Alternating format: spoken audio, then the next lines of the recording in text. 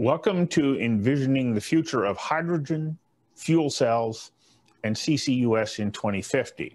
And just before we launch into this exciting session, a couple of quick housekeeping notes, and you'll note that I'm condensing them as we get more and more into the workshop, because we've been through this a number of times and you know most of them.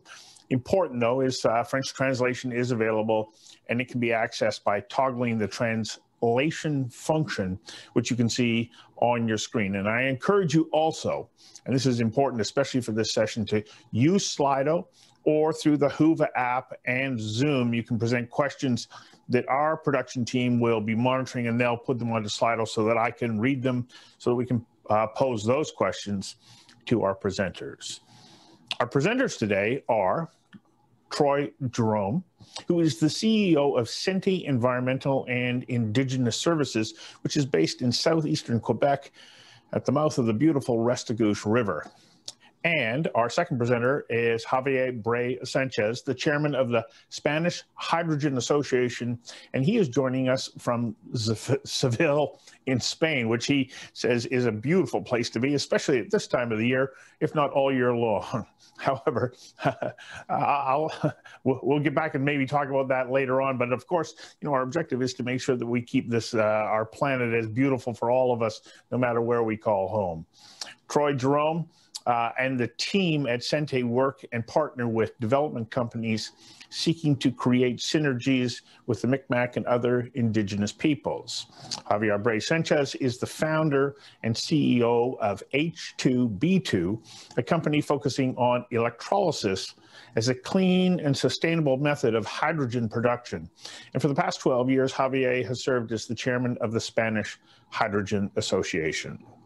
Troy, I'm going to turn the screen over to you, and enjoy your presentation. And when we come back, I'll ask Javier to deliver his marks before we go to our question and answer session. Troy, the screen is yours. Thank you very much, everyone. Nice to be here. So I am representing Senti, and also I'm a co-chair with the Indigenous Clean Energy. It's a national social enterprise helping First Nations from across Canada to play a role in the clean energy sector. Next slide. We see a great potential and a giant opportunity that the hydrogen economy can bring to Canada, and we are eager to see Indigenous communities and their entities to replicate the success they had over the past decade. So if we could see the slide here, we do have a lot of Indigenous communities involved in clean energy from coast to coast to coast, large projects, small projects, and you know, also we're trying to be in a position where we could have energy efficiencies as well. So we see a potential creating hydrogen from these renewable energy resources, and also seeing hydrogen as a backup or battery storage, because we have a lot of off-grid situations in Canada. We have a lot of communities that are actually on diesel right now for their heat and provide electricity. So I just wanted to give a quick snapshot of what's happening in Canada with regards to Indigenous communities. And then the next slide. And then we could see here is that, you know, there's a lot of economic impacts and employment impacts. So we are, I guess we're motivated in terms of creating clean energy projects in Canada because of climate change. In Indigenous communities, because of our locations where we find ourselves, and also because of the economic situation we find ourselves in, climate change is going to have a larger impact on us. And up until now, you know, we've seen a very slow trend of getting off the greenhouse gases, gasoline, diesel, and these kind of things. But when the Canadian hydrogen strategy came out, it really, I guess, spurred another level of interest across Canada in this hydrogen, the next hydrogen economy. And we could see now from what we were seeing from the hydrogen strategy, different programs, and with the European trade agreement, we see a great potential that hydrogen can actually get there and help minimize the impacts of climate change and actually start helping us reverse those trends. At Senti, for ourselves, we've been looking at creating green ammonia with a company from the Netherlands. Enfuel technology is the technology we'll be using from Proton Ventures. And what we're looking at is creating an on-grid using renewable energy but a small scale, remote green ammonia solution. And then from there, we will be creating hydrogen to create that ammonia. And we see a potential of creating ammonia to bring perhaps to Europe, well, bringing hydrogen in the form of ammonia, because ammonia is a very good energy carrier for hydrogen. So the potential for other First Nation communities getting into the renewable energy sector and partnering with Europe, I think it's obvious. For an example, here we built a 150 megawatt wind farm project, and we have Senvion turbines out of Germany. So we do see the potential partnership. We do see the potential of the hydrogen economy, and we do see that the Indigenous people from across Canada will play a large role in that. I think that's, I'll leave it there. I didn't put on my timer, and I didn't time myself, but that's basically what my presentation is in a nutshell. Well, thank you, Troy. Lots of questions, of course, and I'll come back to you after we have a chance to, to hear from Javier. So turn the screen over to you. Mm-hmm. Thank you very much, Stuart. I would like to say thank you to the organization for giving us the opportunity to be here with you. As you have mentioned, I'm here representing the Spanish Hydrogen Association, which was created 20 years ago. Currently, we have 200 members between private companies, organizations, public governments, and so on. And we have a very good relationship with other organizations like the National Hydrogen Association in Canada. So it is always a pleasure for us to be here with you, saying our thoughts. Well, this is not the first time that in which we talk about a hydrogen economy. To be precise, this is the third time. That there was a first wave in the 70s, led by United States. There was a second one at the beginning of the 21st century, and now this is the third one. And this is the real one. This is the one that is going to be the final one, and it's going to lead to a real hydrogen economy. And the reason is that this wave in which we are using the hydrogen economy for a complete decarbonization. So we are not trying to beat the price of the oil. We are not trying to beat the price of the natural gas. We are here playing with hydrogen, putting the hydrogen in the middle of the energy strategy, because we think that is the best way to decarbonize the different sectors of the economy. Europe presented the Green Deal in December 2019 with the idea of go for a carbon neutrality by 2050. But Europe is not the only geography, not at all. China, for example, has a plan to have the carbon neutrality by 2060. Or Canada, as you know very well, is planning to have to reach the carbon neutrality by 2050. So the complete world is looking at the carbon neutrality by the mid of this century in which we are, in 30 years. And just with hydrogen, you are able to reach this carbon neutrality. You can raise your renewable sources potential to the maximum, and you can produce not only electrical power, but also hydrogen when you are not directly using the electrical current. And you can use this hydrogen to decarbonize your industry, to decarbonize your transportation, to decarbonize your residential sector, or as a way to manage, to store the energy. So you can produce, for example, more power in summer, and you can store part of this energy in the form of hydrogen, and you can use this energy in the winter when you have less renewables, for example, and your energy demand is higher. Another beautiful part of the hydrogen economy is the possibility of having a global solution. So it's a global movement. We are going to produce hydrogen here and there. We are going to export and import hydrogen and other hydrogen-based fuels like ammonia, as Troy has mentioned before. And we have at the same time the possibility of have a local development of the hydrogen economy. You can implement the hydrogen economy or the the energy system based on hydrogen in your city, in your region, in your geographical area, by using your local resources to produce hydrogen, and using this hydrogen to decarbonize your economy, creating local employment, creating local businesses, and local richness.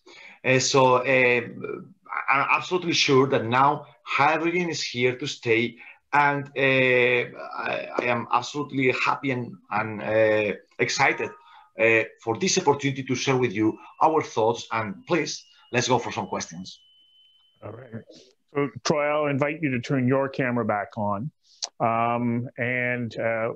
I also want to encourage all of you who are sitting in on this session to remember to go to Slido or use Zoom or the Whova app and put forward your questions, which I can then read on Slido and put to our panelists.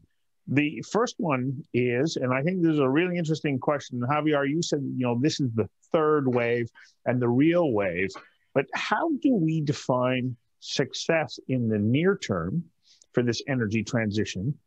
And what can fossil fuel companies do to show that they're also moving in the right direction? Well, this is a nice question.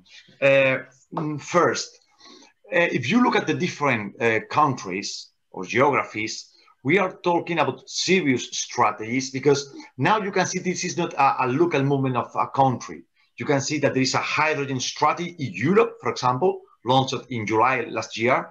You can see there is a hydrogen strategy in Chile. There's a hydrogen strategy in Japan or in China. So worldwide, you can find a hydrogen strategy. Second, if you look into these strategies, you can see that there are several milestones. So we have milestones not only for 2050, but also for 2030 and even 2024. So the strategies are including short-term milestones, which I think that are very important. And there is another indicator, which is also relevant for me. Most of these strategies are coming here with a budget. This is very important. In Europe, we are talking about a strategy, but also we are talking at the same time of investing 30,000 million euro in the next 10 years in the hydrogen economy. So when you see not only a strategy, but also you see a budget allocated to fulfill this strategy, then you think, you really believe that the strategy, you think that is more real, of course. But this is not black and white. I'm absolutely sure that we are going to have a transition period, and during this transition period, we are going to have a mix of technologies on the table. You have mentioned, for example, the fossil fuels. Well, we take the oil, we take the petrol, and we refine it in order to produce gasoline and diesel. In this process, we have a lot of consumption of hydrogen. Currently, this hydrogen comes from natural gas, or comes from coal, or comes from fossil sources. We can replace this fossil, which is called brown hydrogen or gray hydrogen. We can replace this hydrogen with renewable hydrogen. And now we are not going to have renewable diesel or renewable gasoline, of course, but we are going to avoid 25% of the emissions of this fuel, just by replacing the brown hydrogen that we use in the production of those fossil fuels by green hydrogen. So this is an example of how green hydrogen can help the fossil fuels in the decarbonization way during the transition period. Another possibility, for example, to create synthetic fuels. You can combine CO2 with renewable hydrogen to produce synthetic fuels. You can produce synthetic methane. You can produce synthetic kerosene for planes, for example. You can produce synthetic fuels by combining CO2, which is still produced in some industries, with renewable hydrogen. So there are going to be a lot of areas of cooperation between the current economy in which we are and the decarbonized economy based on hydrogen. The transition period is going to last for 30 years, so there's room for everybody. Troy, I'd like to ask you, first of all, how are you going to measure success? But in addition to that, when we take a look at the unique position that you and other First Nations in Canada are in, what is it that you bring to the equation, especially when you're in, Quebec with such abundant hydroelectric power? That coupled with that unique place that we have in Canadian history, where First Nations really are becoming like the resource rulers of the country. How important is it that not only Canadian companies, but European companies look to partnership with Indigenous First Nations, depending on where it is that they're wanting to develop a project? Yeah, so when we look at success for us, we do see, I guess, a number of things happening. One is that, the benefits accruing into our communities, into our governments. That's one thing that we want to see. I think when I was speaking earlier, the one thing that we really are tied to is the land. We're here put by the Creator to take care of the land and all of the inhabitants on the land and in the waters, and we have a real duty to do that. We've been involved in this renewable energy for about a decade now, and we could see the communities are really grabbing onto this. So the success for us would see hitting these targets that Canada and world economies have put in place from the Paris Accord and all these kind of things, and we don't see them shifting further and further away, but we see them bringing them closer and closer. So with the hydrogen strategy, we do see targets that are real, and we do see them that are right here, right now, by 2025. So we can start to see that, we are taking this serious. The hydrogen economy, as you said, it's the third time that we're doing this, but this time it's going to really happen. It's not just about the price of gasoline anymore. It's about the environment. I think anywhere anyone sits right now, they do see climate change happening in small ways or larger ways. We see here we have flooding in the local communities now, and we do see that the winter was quite mild, but we do see the variation of temperatures. It just goes up and down a lot. So for us, success will look like us partnering with renewable energy companies, us being the major player. So for an example, when we build a wind farm project here in the Mi'kmaq territory, we partnered with a Canadian company, but we bought the turbines from Europe. And we said, we are going to be at the table when that decision's made about which turbine supply agreement we will have. So we want to be involved in the decisions, from the top to the bottom, because if we're at the table, we could bring a real sense of what the climate means to humans and what it means to the animals. And all of these things make sense, or how does it matter? Because if the biodiversity keeps slipping away as it is now, a lot of the things that we enjoy will disappear. For myself, our nation, we're big salmon people. And we do see the climate change have an effect on the salmon. So we fought for a number of years so they wouldn't drill in the Gulf of St. Lawrence so that our salmon have a safe migration route. People are saying, we need that oil in the ground. And right now we could say, okay, you don't need the oil in the ground, you need to invest in renewables. And every dollar you invest in renewables, the benefits are easily multiplied, the numbers are there. And right now, if you look at what hydrogen was maybe 10 or 20 years ago, you can say, well, it's not real. But a lot of companies are coming out right now with fuel cells. There's vehicles that are going to be underground. I keep watching the news that they're going to be underground in 2 years, 4 years, and 6 years. And when we're bringing just the local industry that's around us, we're looking at them. For an example, they are buying right now gray ammonia or black ammonia, and we're saying we have a green ammonia solution. And when we bring them the price, and we say our price could match the price you're paying right now, they said, okay, we're ready to talk to you. So how do we partner? I think that's something that we have to continue to look at. We do bring something to the table. We do make it, how would I say it, a safer investment if Indigenous people are at the table partnering with the people that are bringing the money and the technology. So I think three of us together, the money, the technology, and the people that are of the land, sitting in a room together, working out agreements. I think that's the way of the future. So for our European partners who are joining us in this session, they might be saying, okay, I'm unaware of how to go about partnering with the First Nation.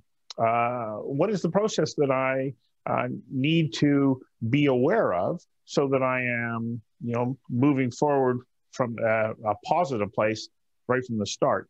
And they would also be saying, so you've talked about ammonia, green ammonia at the moment. What other opportunities are you looking at that you would be willing to, entertain, or you can say, yes, there's an opportunity for us to be able to develop that in this region? Yes, in terms like one of the things that people are looking at right now is the refueling stations. So Indigenous communities on the East Coast, probably somewhat in the West Coast as well, they are situated along major highways. They've created large fueling stations, for diesel for all these trucks. So that's something to look at right away. It's like, how do we put refueling stations on the ground whenever the vehicles show up, the hydrogen vehicles show up, that we will be there as well to provide hydrogen for these vehicles. And in terms of how do we, that's an example. And, there's other examples as well to replace fossil fuels in the, the manufacturing process and all those kind of things. I think anything's on the table in terms of what we could look at. And in terms of partnering, how do we find these First Nations? Where are they? There are several entities across Canada at the regional level in each province. There's First Nation organizations. And of course, there's the Indigenous Clean Energy National Social Enterprise. And I think at my first slide, there was a link on there. So, people could reach out to me if they want to talk about hydrogen, and I can help them find places. But it's sometimes people do call me up and they say, you know what, it's hard. It's hard because I called this chief up and I asked him, hey, let's have a meeting so we can set up a partnership and we could talk about these kind of things. Especially in this last year with the pandemic, chiefs they're busy beyond imagine. It's one of the toughest jobs to have in the community, and everyone wants to speak with the chief. So I think the different organizations across Canada help. I don't think there's a straight answer to that to say how we could engage with them, but I think looking at where the project may be and reaching out to the people in the local First Nation, that would be kind of the obvious step. Right. Javier, I haven't forgotten you, but I also want to ask Troy to just touch on what are the advantages that First Nation partnership bring to any project development, because they are distinct. Yes, for sure. And right now the courts have made it clear in Canada. We've been saying it for decades now, but the courts made it clear and clear is that there is a inescapable economic component tied to title. So we are title holders, land holders across this country. And in terms of consultation, right now it's quite clear if you're going to put a resource development project on land, you will have to consult with the First Nation. And if the First Nations with you at the table, it makes it easier because the First Nations know about the project and they have the, I would have said as well, to be able to make the decisions about where a project could go. So you might think that the project should be right here, where we know the land, we know the territory, we know the area. We say that's an okay place, but if we put it here, it affects the environment less, and it has just the same benefits as that other place. So it's the local knowledge that we really bring. And also whenever they're trying to finance the projects, it's clear to the finance people across Canada, when the Indigenous people are sitting there, that the project is, kind of has a stamp on it to say, yes, this project is going to go ahead. So the level of risk goes down. When we're talking about hydrogen, these new innovative technologies, the risk level is already high. You don't want to come put a project down and increase your risk. You want to de-risk the project as much as possible. Bringing Indigenous people to the table certainly helps that. Right. Okay. Thank you. Javier, back to you. What are the kinds of opportunities that you see the greatest amount of potential in for hydrogen at the moment in Europe? And do you see the ability to be able to extend those opportunities across the Atlantic and into Canada? Yes, absolutely. For example, Troy has mentioned ammonia. He has mentioned refueling stations and the use of hydrogen as an alternative fuel for transportation. He has mentioned replacing fossil fuels in the industry. So all of them are interesting, very interesting fields of applying the hydrogen and fields of cooperation between Canada and Europe. For example, talking about ammonia, currently you need 2.1, you produce 2.1 tons of CO2 per ton of ammonia. So this is a huge amount of CO2 when you want to produce this chemical product. If you use renewable hydrogen, feeded, for example, using PV panels to feed electrolyzers, you are going to reduce these emissions from 2.1 tons to 200 kilograms by 2030. These 200 kilograms, so it's a 90%. These 200 kilograms are associated to the production of the construction of the PV plant and the transportation, the delivery of the hydrogen. So this is making a complete life cycle analysis. When you consider transportation, for example, trucks, buses, currently the associated emissions are something between 1.1 and 1.4 kilograms of CO2 per kilometer that you run with this vehicle, considering a diesel internal combustion engine. If you replace these vehicles with fuel cell powered vehicles with renewable hydrogen, you reduce the emissions from 1.4 kilograms to 70 grams. So this is, again, we are talking about more than a 90%. In the steel industry, for example, in the steel industry is a bit different, because in ammonia, you're using hydrogen as a raw material to produce the ammonia. In the case of the steel, you are burning natural gas in the blast furnace or in the basic oxygen furnace. So you need a fuel to produce heat. You can replace the fossil fuel and use hydrogen and burn hydrogen. When you burn hydrogen, you are not producing CO2, but just water. So currently in the steel industry, you are emitting 1.8 tons of CO2 per ton of steel. By using renewable hydrogen, you can reduce up to 100 kilograms. So it's 20 times less, 100 kilograms per ton of steel produced.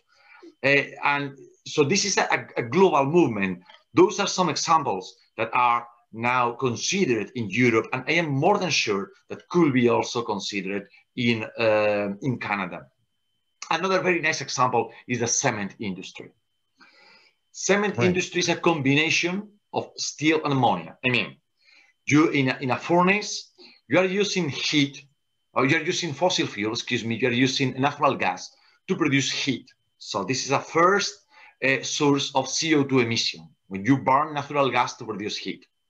But then in this furnace, what you are doing is a carbonation reaction. In this carbonation reaction, you are emitting CO2. And this is a chemical reaction. So this CO2 does not come from something which burns, it comes from a chemical reaction. Well, you could use renewable hydrogen from electrolysis and replace the fossil fuel in the furnace. So now you are reducing your emissions to a half, basically. Now you don't care the emissions from your burner. You don't have emissions from your burner, but you do have emissions from the chemical reaction, from the carbonation reaction, okay? So you cannot avoid emitting this CO2. You are going to produce this CO2 at the same time that you're producing the clinker to manufacture the cement. Well, but suppose that we produce the renewable hydrogen not from drinkable water, but from seawater. So we are going to do electrolysis from seawater. This is a very well-known process. It's like the chloralkali process, okay? So now we are going to do electrolysis from seawater, and we are to produce not only hydrogen, but also sodium hydroxide. We can combine the sodium hydroxide with the CO2 coming from the clinker, coming from the furnace, to produce sodium carbonate.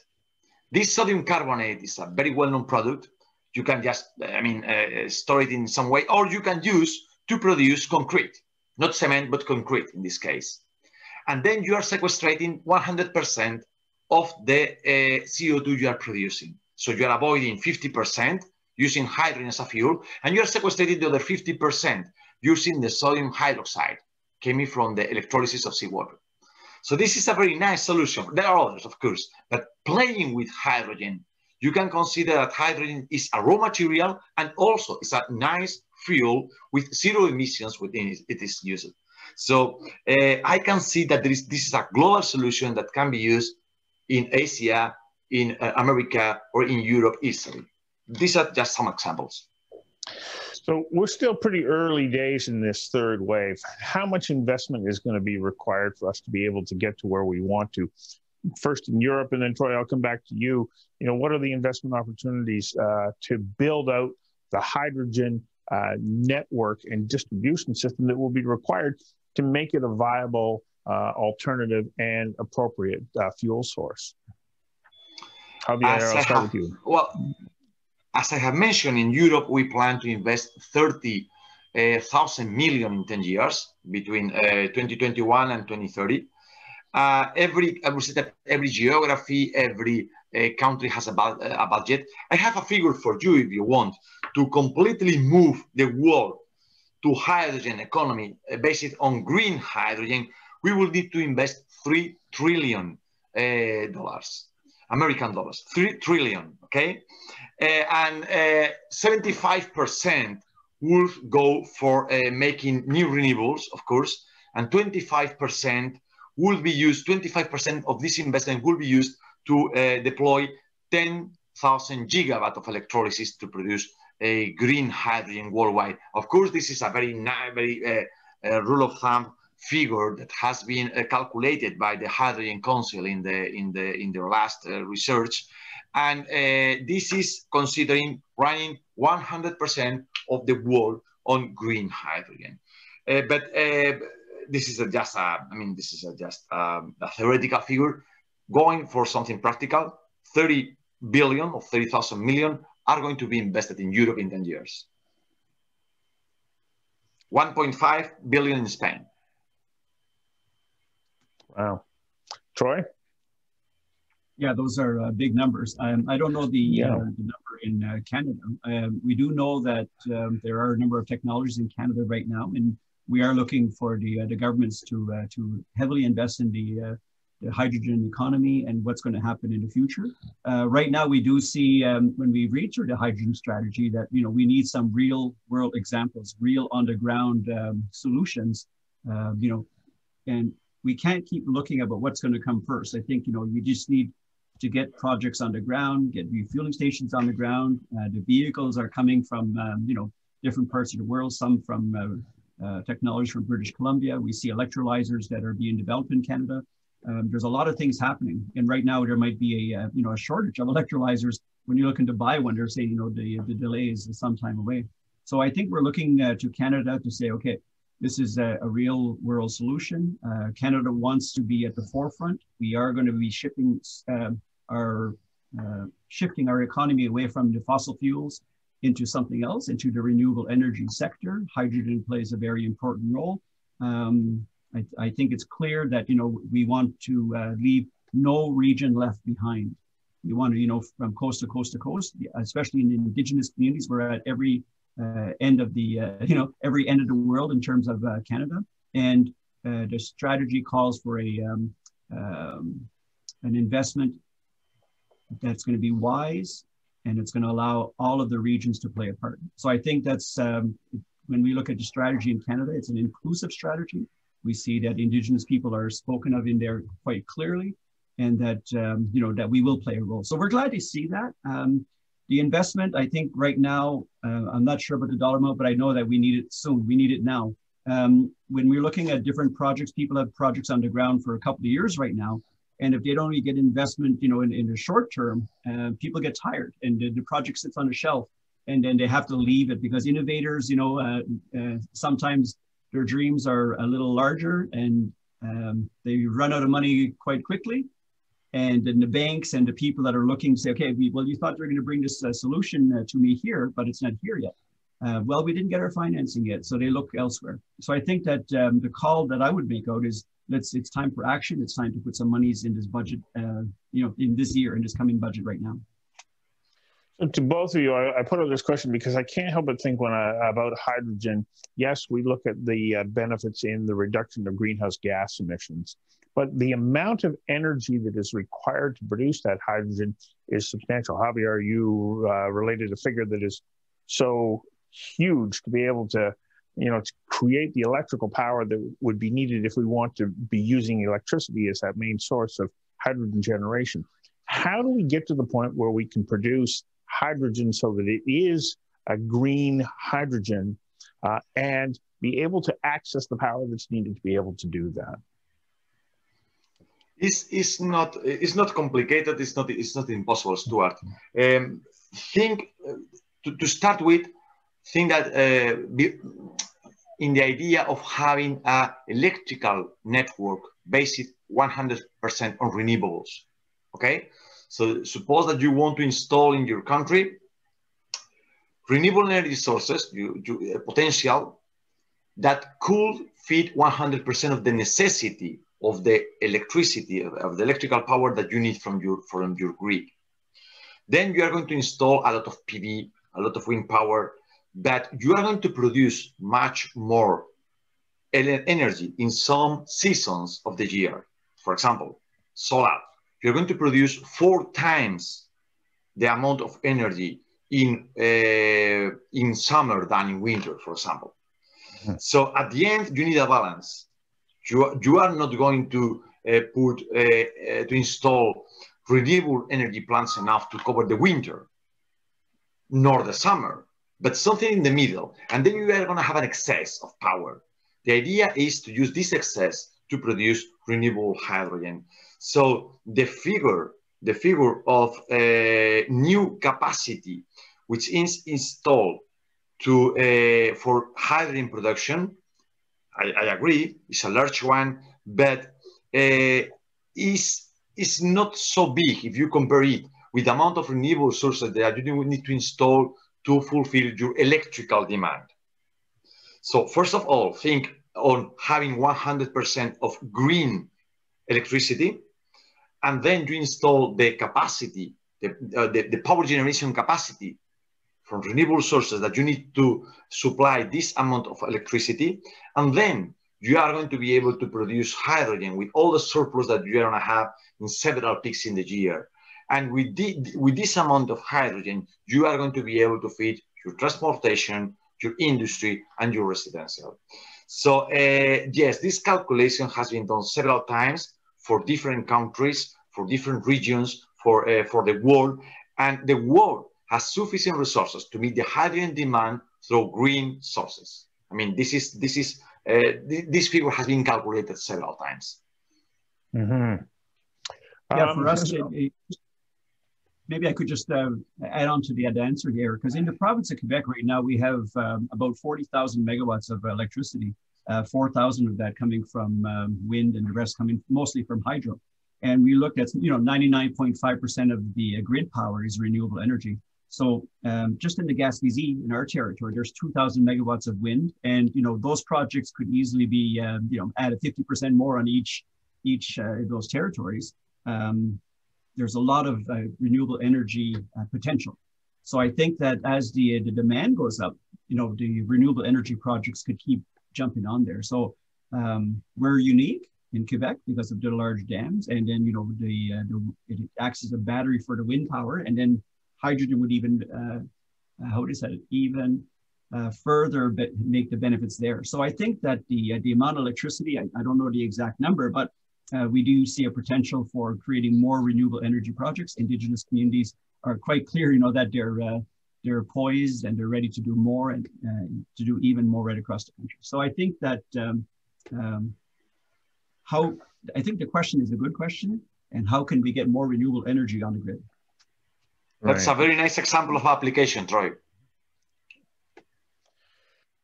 It's a complex topic, isn't it? How do we make sure that, as you pointed out, Javier, that the full life cycle assessment of hydrogen ensures that it is delivering on the promise that we all want it to achieve and accomplish? And there's so many different elements. I can't help but start to go, okay, well, hang on a second. If we use wind and solar, what about intermittent power? Are we going to run into situations there that we might say wouldn't be okay in residential spaces, but we can make accommodations in industry? It could go on and on and on. And I'm sure you're itching to sort of answer that question right now. Unfortunately, we're out of time. We're going to be taking a break.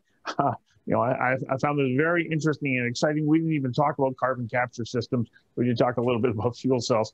But hydrogen, as you pointed out, really is in this third wave, and it's, you know, it's a very interesting time. And to all of you who were, you know, sitting in on this session, you can reach out to both Javier and Troy to follow up with them, because this is really about creating those opportunities to network. So we'll take that break now, and I'll see you in room number 2 of the industry matchmaking session. And in the other room, Katarina Power will be your moderator. We'll see you shortly. Thank you, everyone. Thank you.